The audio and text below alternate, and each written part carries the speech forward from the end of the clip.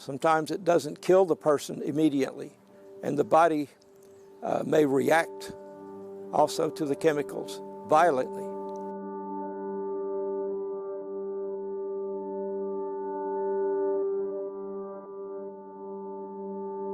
Several days to the planned execution, the inmate is transferred. He is placed inside a holding cell just outside the death chamber, given the opportunity to speak on the phone with his attorney.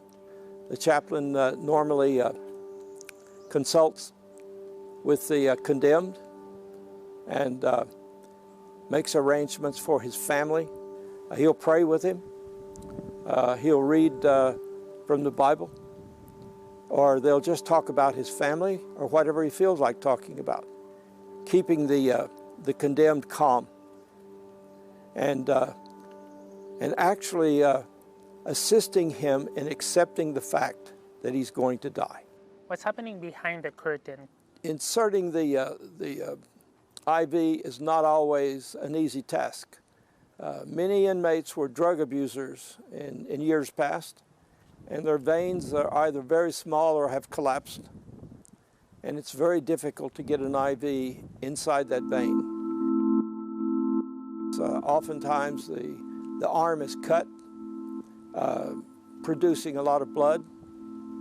And of course, prior to the execution, all of this would have to be cleaned up, maybe even put a clean uniform on the inmate.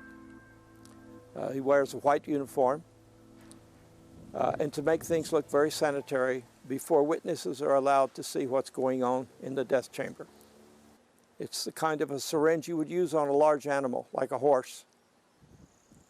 The amount of chemicals and saline solution that's pumped through these syringes creates a great deal of pressure. He is strapped to the gurney very tightly.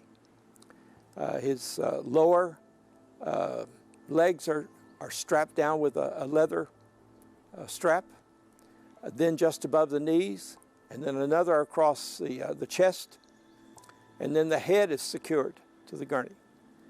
And one might wonder if he's already handcuffed and attached to the table, why all of the straps?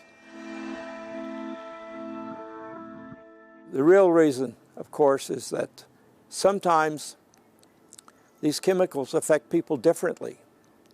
Sometimes it doesn't kill the person immediately, and the body may react also to the chemicals violently. And if they're strapped down so tightly, just as they are in the electric chair, you cannot have body movement. Do the witnesses know what's really happening? Everything's got to look pretty, and that word is used. Everything's got to be clean looking, sanitary looking, professional looking. The warden will be dressed in a suit with a necktie. It will not be a black necktie because they don't want to appear that they're already showing sympathy for the person's death. On the surface, we had to look like tough people. You know, we were the badasses of the prison because we were on the death team. It was sort of a trophy that we wore on our chest in the eyes of other employees that had never done that kind of dirty work.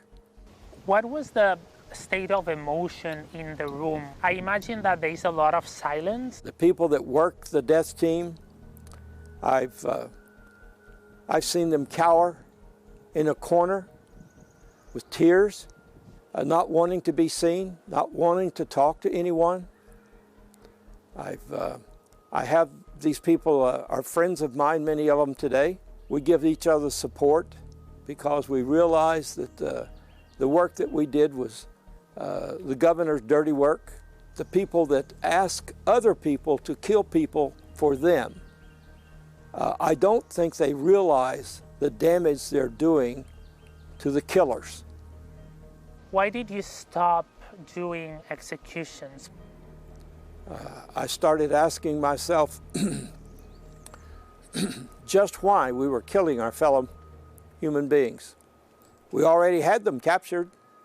We have them concealed tightly within a small cell where they'll never go anyplace else in their lives. It was affecting me, infecting my wife. I was drinking a half a bottle of scotch every night. I started having some really bad dreams. The memory of these people that we had killed at Florida State Prison in Texas, I could see their faces. You still see these things. You see them in the middle of the night. These men would come and sit on the edge of my bed at night. And I didn't know if they were there to hurt me or comfort me.